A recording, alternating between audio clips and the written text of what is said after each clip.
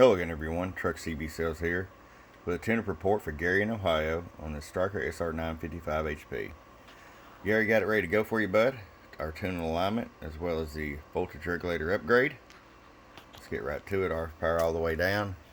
50 watt slug, 2 watts, roll it up, 20 watts all the way up. Average power swing, hello, 50 bird. 100 watt slug, peak, hello, 94 peak. And we're going to throw it over on sideband because you're going to run a lot of sideband. Right now the setting is set where the fine-tuned clarifier does track, receive, and transmit together. You can change this in the settings by push, hold, and function. Go over here to hit it again. There's your receive and transmit, receive only, transmit only, or receive and transmit, okay? I'm going to show you on sideband, wide open.